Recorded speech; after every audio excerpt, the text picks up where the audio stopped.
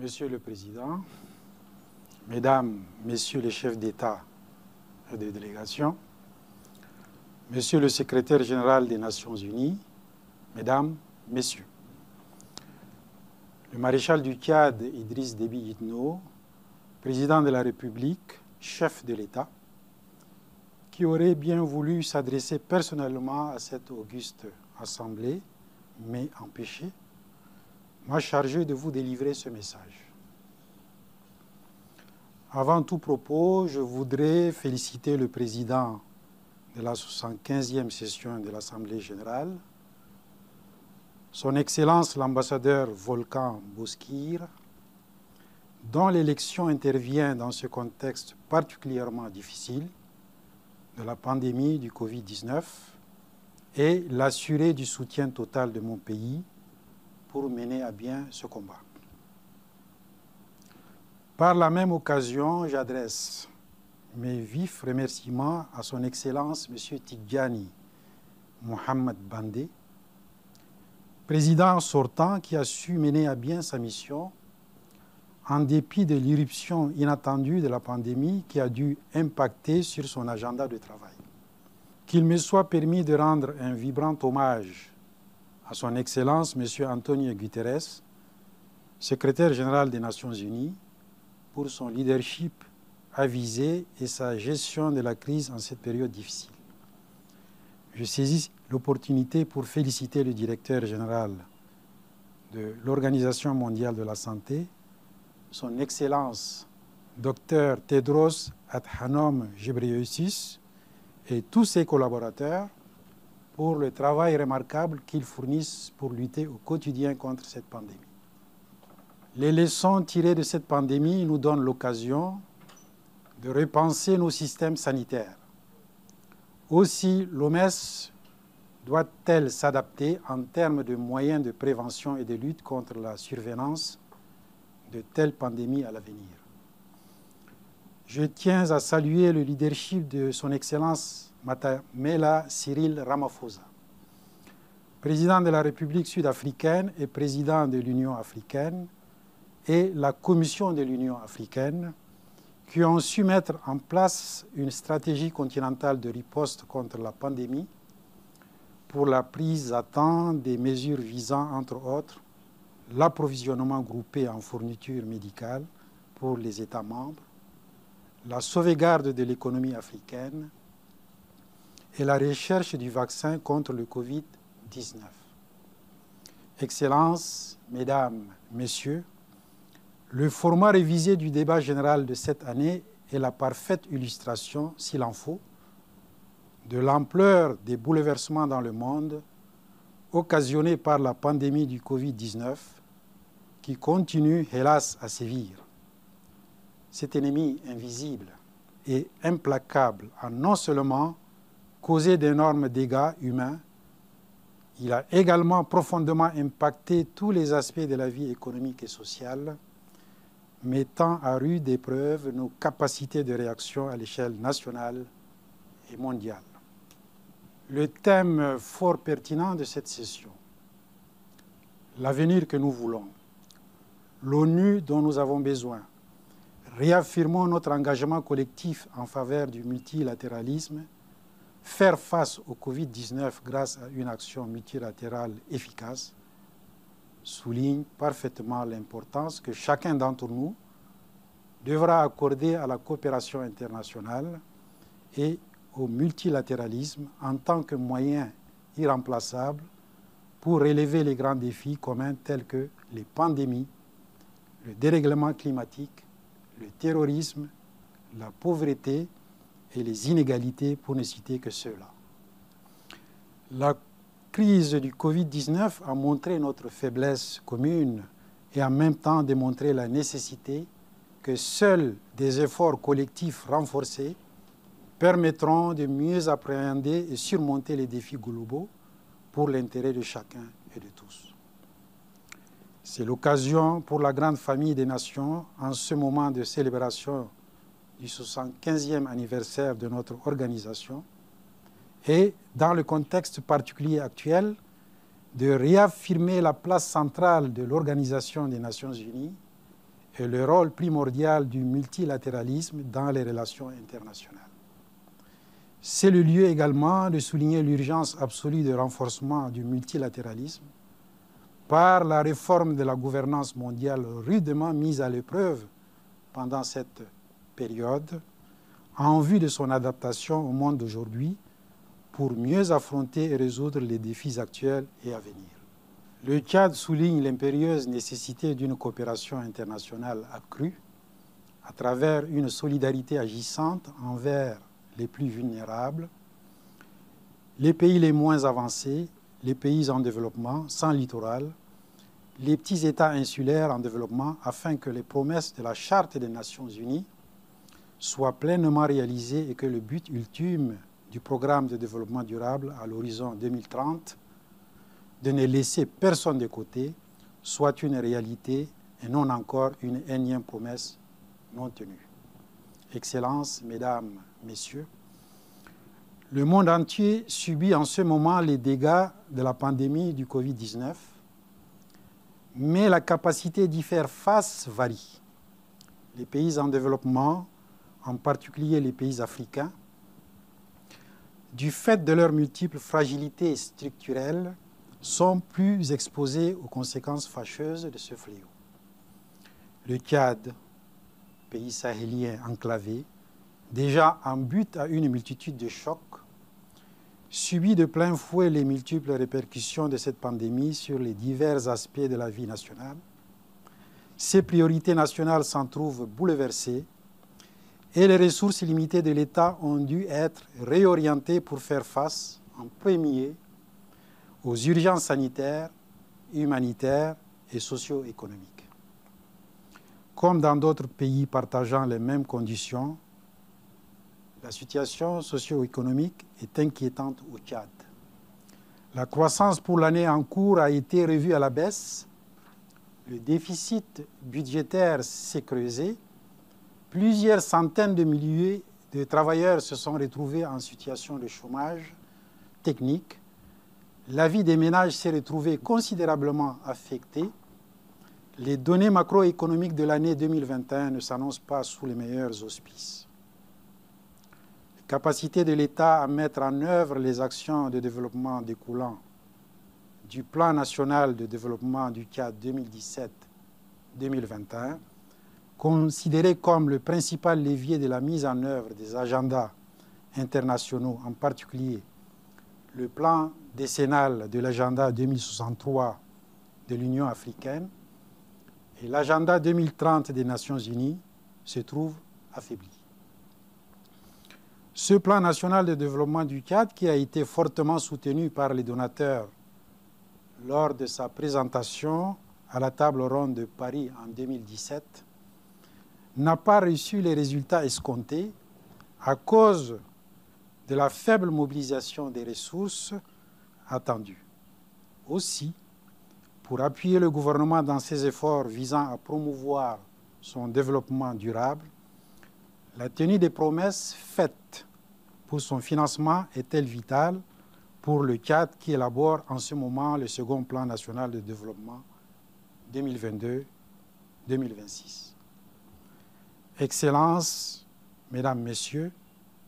l'année dernière, à la 74e session de l'Assemblée générale, faut-il le rappeler, nous avions évalué les périodes enregistrées et les énormes lacunes qui subsistaient dans la mise en œuvre de nos engagements pris dans le cadre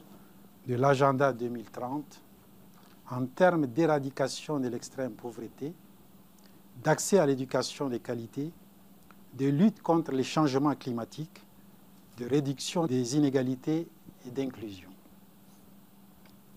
En Afrique, le gap en matière de financement du développement durable est énorme.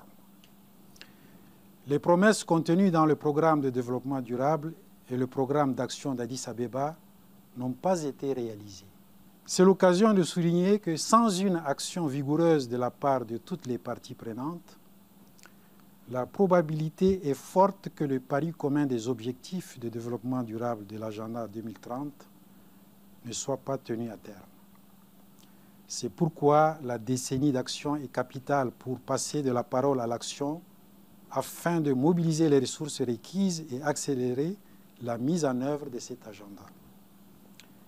La communauté internationale et en particulier l'ONU doivent renforcer l'élan et décupler les efforts pour que la question du développement du continent africain, qui renferme le plus grand nombre de pays les moins avancés, soit placée au cœur des préoccupations internationales à travers des actions concrètes traduisant cet engagement. Seule une implication accrue de l'ONU dont le leadership est plus que jamais crucial et un engagement renouvelé de toutes les parties prenantes permettront d'impulser la dynamique décisive requise pour mobiliser les ressources nécessaires à la réalisation des promesses de l'agenda 2030 et accompagner ceux qui sont déjà sur la trajectoire de réaliser les 17 objectifs de développement durable. À cet égard, il convient de rappeler que la dette en constituait déjà un handicap majeur que la pandémie est venue accentuer. Comme l'a noté la Banque africaine de développement, près de 50 millions de personnes supplémentaires risqueraient de basculer dans l'extrême pauvreté en Afrique 2020. En outre, les pertes de l'Afrique résultant de la pandémie atteindront plusieurs centaines de milliards de dollars entre 2020 et 2021. Beaucoup d'États seraient alors amenés à emprunter, aggravant davantage le fardeau de la dette. Au regard de l'ampleur des défis à relever et des besoins multisectoriels présents et à venir, le Tchad appelle une fois de plus à l'annulation pure et simple de la dette extérieure des pays africains pour leur permettre de mener à bien la riposte contre le Covid-19 et d'avoir plus de marge de manœuvre pour s'atteler à la reconstruction socio-économique post-Covid-19 sur des bases plus solides. Excellences, Mesdames, Messieurs, au moment où le monde fait face au coronavirus, le terrorisme continue à sévir sur le terrain en Afrique, notamment dans le bassin du lac Tchad et la région sahélo-saharienne, faisant au quotidien des victimes innocentes et compromettant gravement les efforts de développement des pays de la région. Tel était le cas de la meurtrière attaque perpétrée par Boko Haram le 23 mars 2020 contre les forces de défense et de sécurité du Tchad à Boma, dans la province du Lac. Une riposte vigoureuse a été lancée par nos forces, ayant permis de nettoyer les îles du lac Tchad des éléments terroristes de Boko Haram. Mais nous ne nous faisons pas d'illusions. La menace terroriste ne disparaîtra pas du jour au lendemain. Nous continuerons à rester vigilants et engagés jusqu'au retour définitif de la sécurité dans les zones affectées par l'éradication du péril terroriste. Dans ce contexte, nous soulignons une fois de plus que la responsabilité de la lutte contre le terrorisme au Sahel et au lac Tchad est également mondiale, car le combat que nous menons participe des efforts globaux pour la paix et la sécurité internationale. C'est pourquoi nous renouvelons notre appel à la communauté internationale pour des appuis plus accrus et soutenus à la force multinationale mixte dans le bassin du lac Tchad et la force conjointe du G5 Sahel, mise en place par les pays de la région pour la lutte contre Boko Haram et les groupes djihadistes au Sahel. Si la situation au Sahel ne s'améliore pas, malgré la multiplication des initiatives et des annonces des partenaires, l'une des principales raisons réside dans la non-concrétisation des promesses faites en faveur de la force conjointe du G5 Sahel et du programme d'investissement prioritaire du G5 Sahel. À cela s'ajoute le faible niveau de synergie entre les différentes initiatives et forces présentes au Sahel. C'est pourquoi nous considérons qu'il est temps de passer de la parole aux actes au Sahel pour la matérialisation des contributions promises et la mobilisation des ressources additionnelles pour rendre pleinement opérationnelle la force conjointe et la mise en œuvre des projets de développement du programme d'investissement prioritaire du G5 Sahel.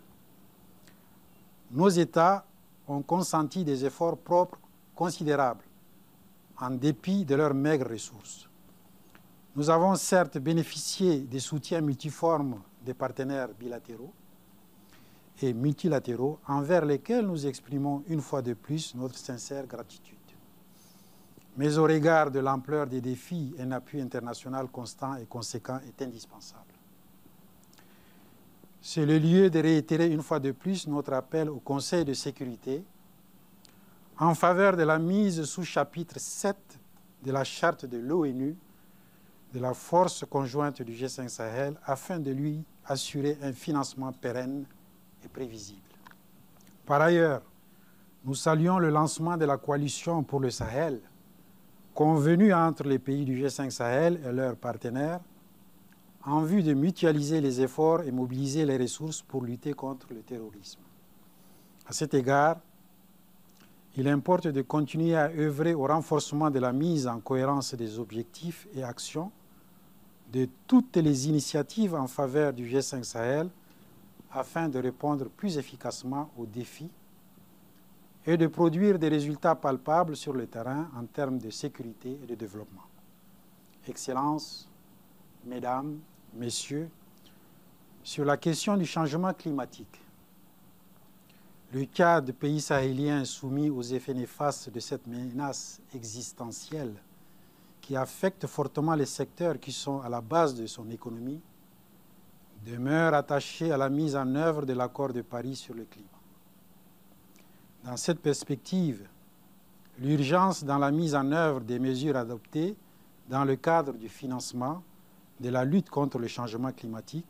notamment celles visant la mobilisation des ressources substantielles en faveur des pays en développement, n'est plus à démontrer. Excellences, Mesdames, Messieurs, au plan international, nous nous félicitons du cessez-le-feu en Libye, déclaré simultanément par le président du Conseil présidentiel du gouvernement d'entente nationale et le président de la Chambre des représentants. Le Tchad renouvelle son appel au Conseil de sécurité à prendre toutes ses responsabilités pour mettre un terme aux ingérences extérieures. Il exhorte une fois de plus toutes les parties prenantes libyennes au respect de cessez-le-feu et à s'engager résolument dans un processus de négociation inclusive devant conduire à une véritable réconciliation nationale. Concernant le Soudan, le Tchad salue la signature le 31 août 2020 à Djouba d'un accord de paix entre les parties soudanaises grâce aux efforts de médiation dont le Tchad est partie prenante sous la conduite du président Salva Kiir Mayardit de la République du Soudan du Sud, dont je salue l'implication personnelle. Le Tchad invite les autres mouvements armés à rejoindre le processus afin de parvenir à une paix globale et durable dont le peuple soudanais a grandement besoin. S'agissant de la tension autour du grand barrage de la Renaissance en Éthiopie, le Tchad appelle le gouvernement frère d'Égypte, de l'Éthiopie et du Soudan à continuer à privilégier le dialogue pour parvenir à une solution négociée sous l'égide de l'Union africaine. Pour ce qui est de la situation en Palestine, le Tchad se réjouit de l'accord intervenu entre Israël et les Émirats arabes unis qui prévoit notamment la suspension de l'annexion de certaines parties de la Cisjordanie. Il se réjouit aussi de l'accord avec l'État de Bahreïn. Le Tchad réaffirme son attachement à la solution à deux États dans leurs frontières d'avant juin 1967, conformément aux résolutions pertinentes du Conseil de sécurité et de l'initiative de paix arabe de 2002. Concernant l'embargo imposé sur Cuba, le Tchad réitère son appel pour sa levée définitive. Excellences, Mesdames, Messieurs, l'ONU dont nous avons besoin doit répondre aux aspirations de tous les États membres L'Afrique doit avoir toute sa place dans cet organe décisionnel des Nations Unies. Les disputes sur la réforme de l'ONU et celle du Conseil de sécurité nous paraissent interminables alors que les défis nous pressent. Il est temps que la justice et l'équité soient rétablies pour l'Afrique.